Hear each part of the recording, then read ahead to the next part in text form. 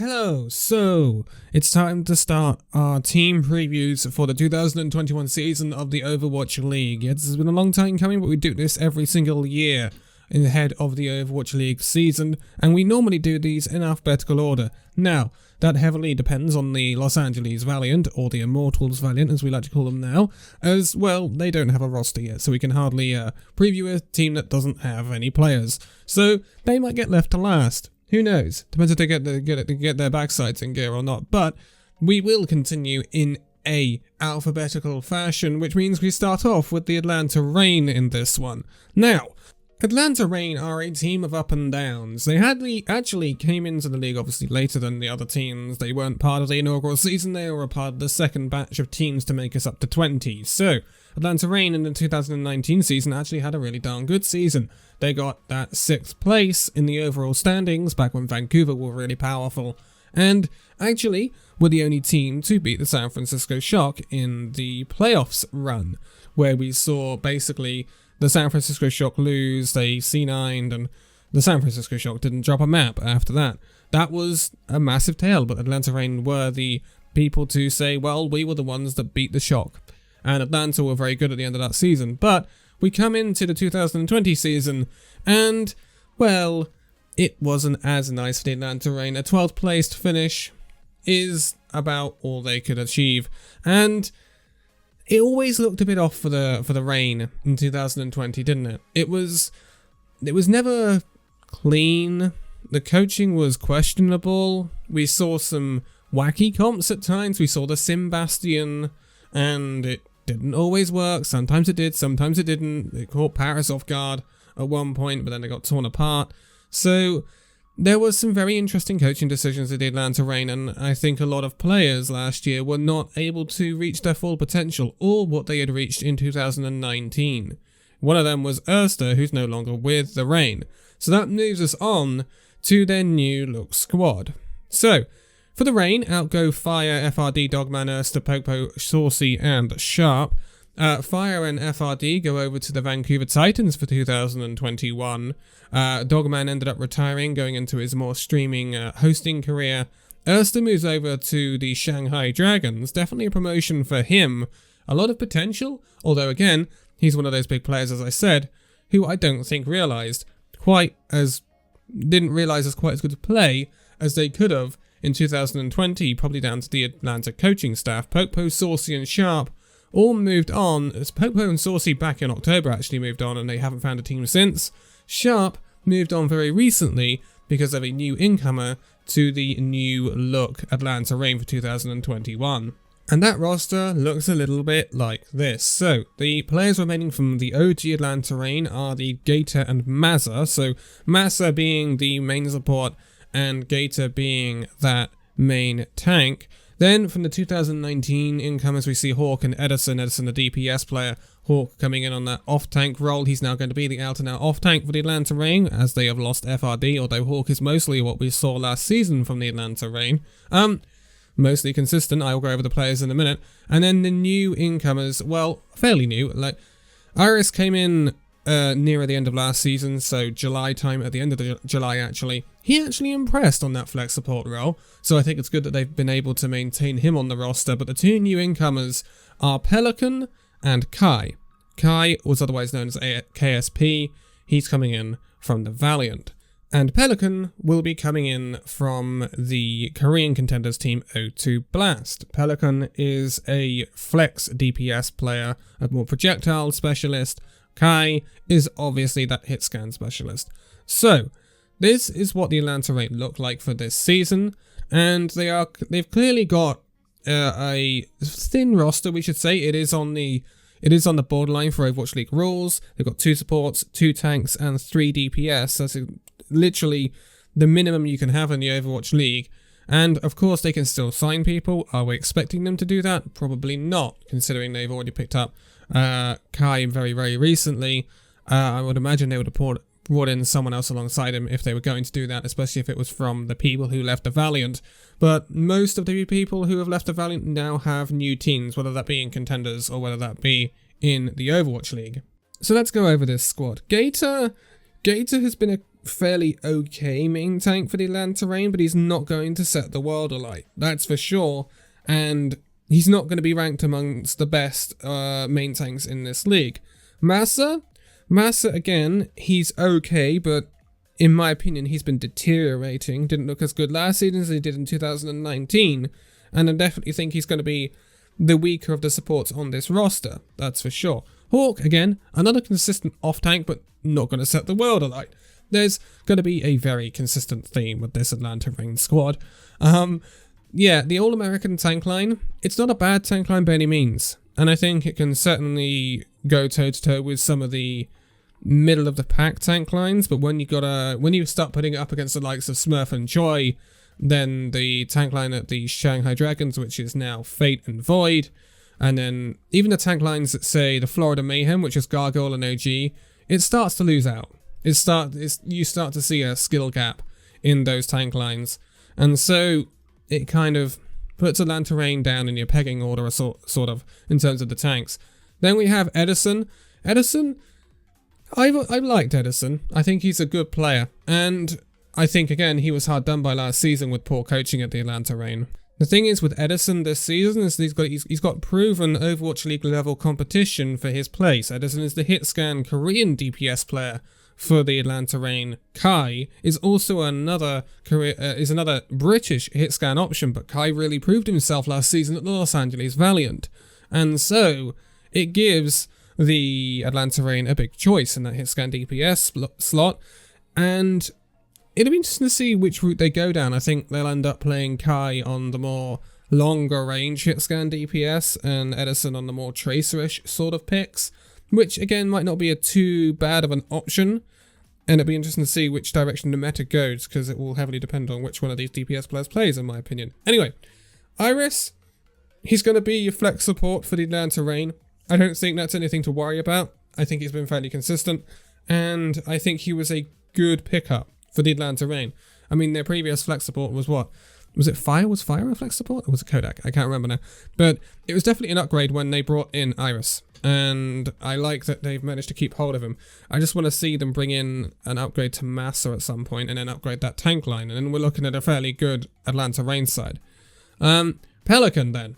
So Pelican came in from O2 Blast. He has winning credentials in Contender's career with O2 Blast. And he was with them for a good while. So his record with O2 Blast goes all the way back to 2019, April of that year, actually. And he's got, multiple accolades to his name through that team. He was runner-up in the Pacific Showdown with O2 Blast when they lost to Element Mystic. They also did the same thing in Season 1 of Contender's Career 2019. Season 2 of Career Contenders 2019, they came fourth, losing out to Gen G. Not the best thing. Then we went to the weekly-based system, and that's where they got a week's win over Top Honor, I believe it was back then, in week 2 of Season 1 in 2020. Then, when we get to the end of Season 1 2020, they actually go on and win it. They beat Runaway 4-2 in the final. So he does have a Contender's Career title to his name, but in the second season of Contender's Career in 2020, it wasn't a great showing for O2 Blast. They ended up getting swept by Runaway and around that 5th, 6th spot. Not great for them. They did go and win in the China and Korea Battle Invitational over that one winner. But apart from that, there hasn't been too much to write home about from O2 Blast. They did not make it home. They did not make it into the gauntlet, which is unfortunate. Unfortunate because, O2 Blast have been top of the echelons in Korea for quite a while. And he did have, back in 2018 Season 3, a good placing with WGS Armament, which actually is a team that has long since changed and gone. In Season 3 of Korea, though, he did get a top 4 seeding with Armament losing out to Runaway. There's a fashion here. He has a very big rivalry with Runaway, as a lot of players do in Korea if they don't play for Runaway. He's been up against him a lot of times, won and lost a lot, so it's going to be super interesting to see him go up against some of those other players, like Mag, for instance, for the Washington Justice. So, Pelican, he's a good signing. He's got a nice hero pool, actually. He's got the Sombra, he's got the Tracer, Genji, Mei, Echo. You always like to have a good Echo because of her power level right now in the game. You like to have a good Mei. Mei's getting buffs on the experimental. If those goes through, she's going to be pretty powerful in the meta, probably leading into the Overwatch League season. Genji, not too good right now, but has seen some changes again. And Tracer's always a nice solid pick. And Sombra, you always want to see a Sombra player on a team, because if Sombra becomes meta, she becomes incredibly powerful. And it ends up being the team with the best Sombra tends to do the best in that meta. And if you've got a good Sombra, you're going to be fairly stable. So I think in that respect, Atlanta Reign are actually rather well covered. I think the DPS is definitely the best part of this team. So when we talk about DPS, we can also move on now to Kai, who is the British influence of this Atlanta Reign side, and the incomer that has the Overwatch League experience, coming in from the Los Angeles Valiant of last season. Now, he got dumped on by the Valiant, as most people did. Let's not get onto that conversation again, but Kai is very talented on the long-range hit scan, as we know. The McCree, the Ashe, the Widowmaker. He also has a pretty nasty Hanzo and an Echo, etc. So he's a great pickup for the Atlanta Reign. And what they did do is they did basically boot out Sharp because of that. Now, Sharp, in my opinion, didn't have the best stage, should we say, last season in which to show his talent, especially as it wasn't really given to him by the coaches of the Atlanta Reign all that much.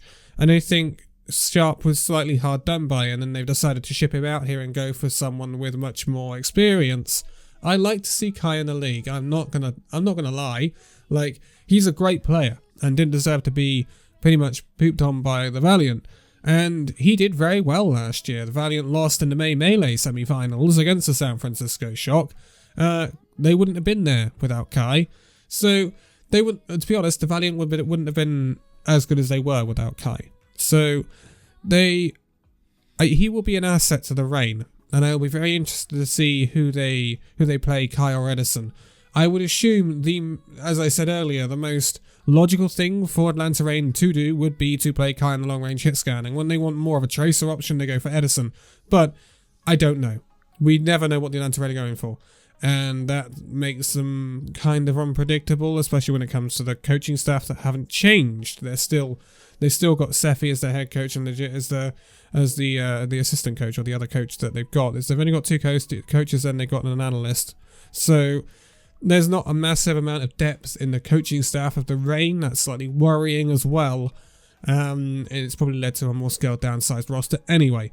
So, in the last part of this video, in each of these videos, we will be looking ahead at their fixtures for the up and coming, or the first part of the season anyway. So in the first quarter of the season, which is the main Melee lead up, we see the Atlanta Reign play in 4 matches. So in the first week, they will play the Florida Mayhem and the Toronto Defiant.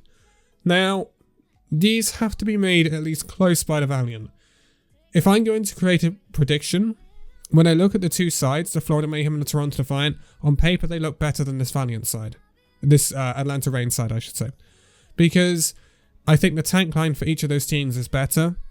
I think the support lines for those teams are by far better than the Reign. Like, when you look at Toronto having Aztec, Anson, Jay, and Lastro, and then you look at the Florida Mayhem with Gangnam, Jin, and Slime, I think you have to say that their support lines far outweigh Iris and Massa.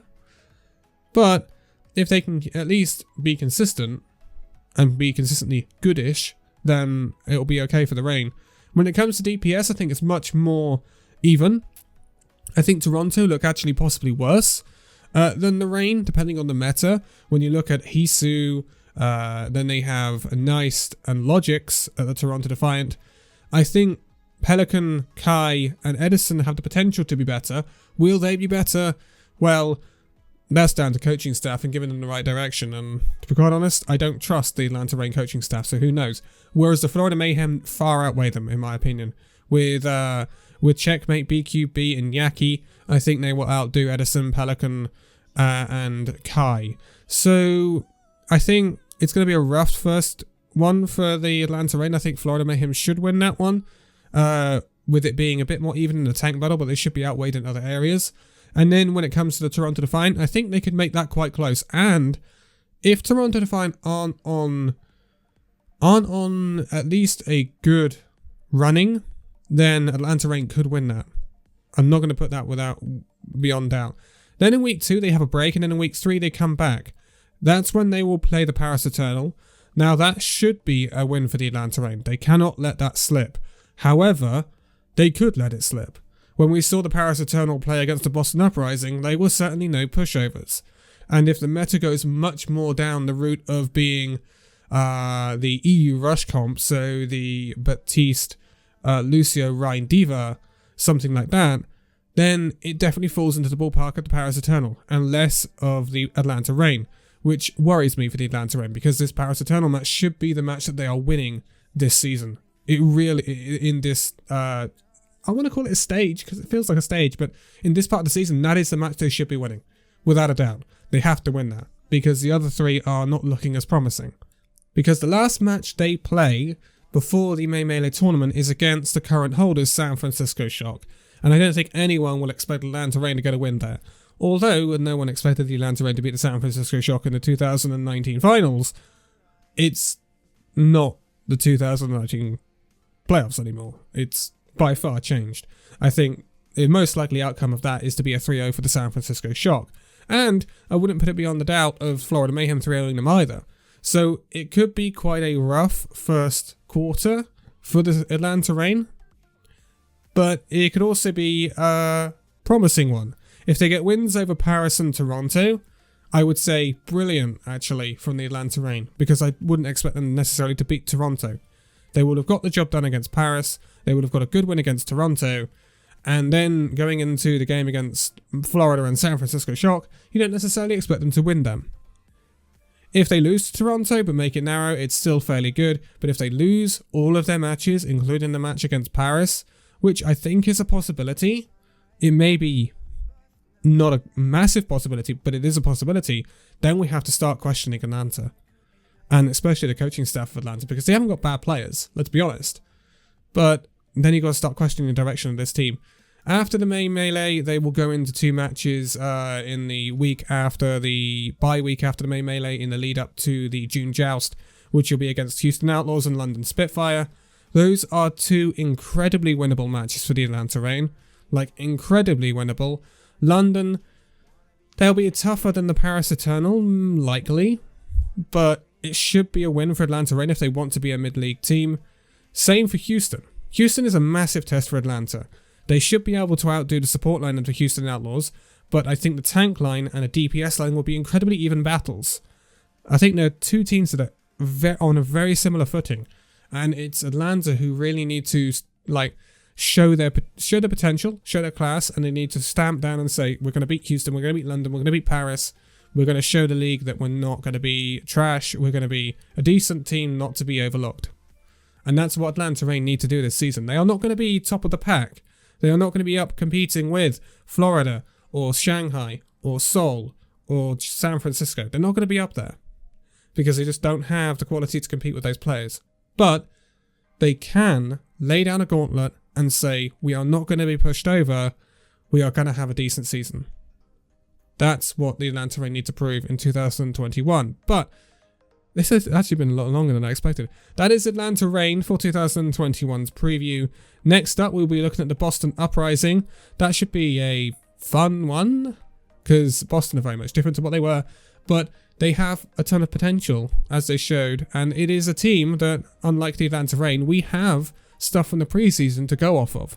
Not much, but we do have some, which is going to be incredibly interesting to look at. But I will be leaving it here for this one. All the socials are linked down below, as per usual. Discord, Twitter, YouTube for the Illusion stuff, as well as its own Twitter and YouTube and Twitch and whatever.